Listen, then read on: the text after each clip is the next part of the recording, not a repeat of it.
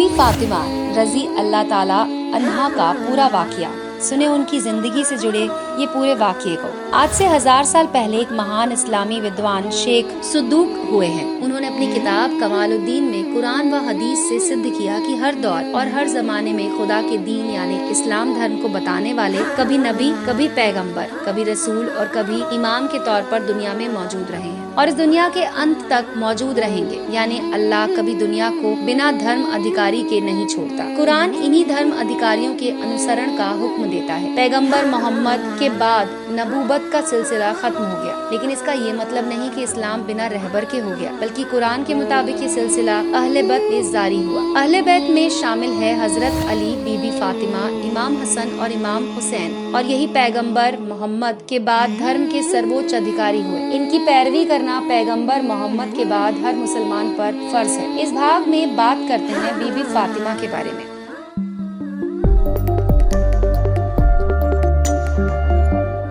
बीबी फातिमा पैगंबर मोहम्मद की बेटी थी और उनकी माँ का नाम हजरत खदीजा कुबरा था। हजरत खदीजा कुबरा अपने समय की अरब मुल्क की सबसे धनी महिला थी, किंतु उन्होंने पैगंबर मोहम्मद से शादी के बाद अपनी समस्त दौलत इस्लाम पर खर्च कर दी। माँ व बाप का आला किरदार बेटी को मिला, यहाँ तक कि रसूल ने अपनी बेटी के लिए फरमाया, फातिमा मेरा टुकड़ा है। मात्र 20 या 25 साल की उम्र में बीबी फातिमा शहादत हो गयी। इस बीच उनकी फजीलत के बेशुमार रंग हमारे सामने जाहिर होते हैं। इतिहास में ये दर्ज है कि जब कभी रसूल की बेटी उनसे मिलने जाती थी तो रसूल उनकी ताजीम में मेबर से उठ जाते थे। पैगंबर मोहम्मद की एक मशहूर हदीस ये है कि फातिमा तमाम दुनिया की औरतों की सरदार है। रसूल की बेटी होने के बावजूद बीबी फातिमा के पास दुनियावी दौलत में से कुछ नहीं था। सादगी से वो अपनी मिसाल कायम करती थी। अपनी माँ से मिले तमाम जेवर उन्होंने अल्लाह की राह में दान कर दिए। वो घर में चक्की पीसने से लेकर तमाम कामों को अपने हाथों से अंजाम देती और बच्चों की परवरिश करती थी। घर में बिस्तर के नाम पर ऊँट की सूखी खाल थी, जिस पर दिन में उनका ऊँट चारा खाता था और रात में वही खाल सोने के काम आती थी। पैगंबर मोहम्मद ने बीबी फातिमा की खुशनुदी को धर्म कहा और कहा कि जिसने बीबी फातिमा को खुश किया उसने अल्लाह को खुश किया, और जिसने बीबी फातिमा को नाराज किया उसने अल्लाह को नाराज किया। एक रवायत के मुताबिक नमाज का वक्त हो चुका था और अजान कहने वाले हजरत बिलाल मस्जिद नहीं पहुँचे थे। जब वो थोड़ी देर के बाद मस्जिद पहुँचे तो रसूल ने देरी का सबब पूछा। जवाब में उन्होंने कहा कि बीबी फातिमा के घर की तरफ से जब गुजरे तो देखा कि आप अपने बेटे हसन को गोद में लेकर चक्की पीसती जाती हैं और रोती जाती हैं। हजरत बिलाल ने कहा, अगर आप इजाजत दें तो मैं आपके बेटे को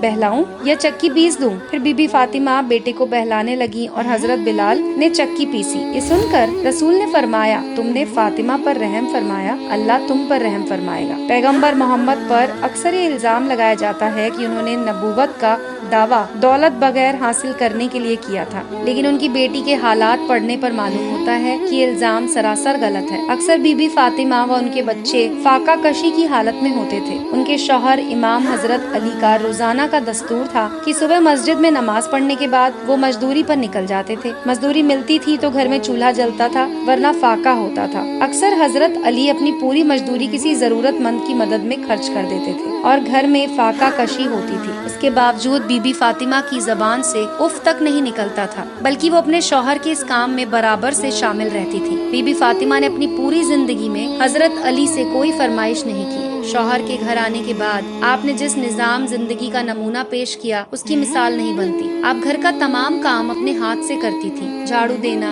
खाना पकाना, चरखा काटना, चक्की पीसना और बच्चों की तरबियत, ये सब काम अकेले करती। फिर जब सन 7 हिजरी में रसूल ने उन्हें एक कनीज अता की जो फिजला के नाम से मशहूर है, तो बीबी फातिमा ने उनके साथ एक सहेली जैसा बर्ताव किया। घर का काम एक दिन वो खुद करती, एक दिन कनीज से काम लेती। पंजतन पाक की फजीलत में इस तरह की कई हदीसें मौजूद हैं। अल्लाह पाक ने जमीन व आसमान की खिलकत इन्हीं के लिए की है, और अगर ये ना होते तो कुछ भी ना खल्क होता। और पंजतन पाक का मरकज यानी कि केंद्र है बीबी फातिमा। इस बारे में एक मशहूर हदीसे किस्सा के नाम से जानी जाती है। जब पैगंबर मोहम्मद, बीबी फातिमा, इमाम अली, इमाम हसन और इमाम हुसैन एक चादर के नीचे मौजूद थे, उस वक्त फरिश्तों ने परवरदिगार से पूछा, चादर के नीचे कौन है? तो परवरदिगार ने फरमाया कि चादर के नीचे फातिमा है, उनके बाबा हैं, शौहर हैं और बेटे हैं। मैंने इनको हर बुराई और गंदगी से दूर रखा है। तमाम कायनात इन्हीं के वसीले में बनाई है। बीबी फातिमा ज्ञान और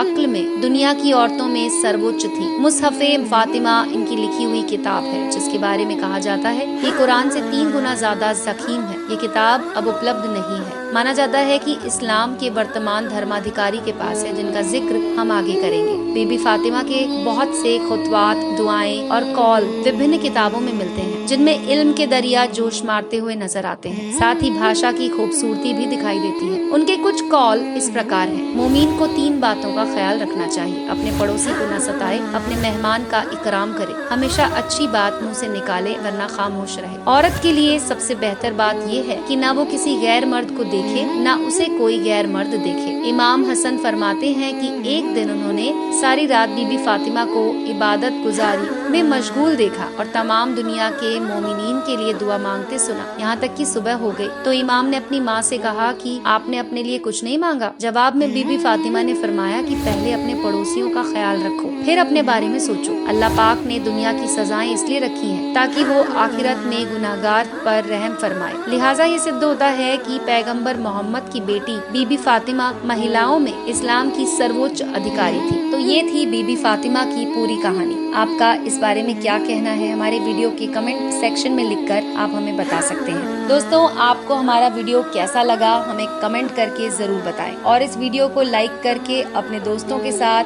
जरूर शेयर करें। इंडिया की मुफ्त सबसे बड़ी हिंदी एजुकेशनल चैनल से जुड़ने के लिए हमारे इस चैनल को अभी सब्सक्राइब करें।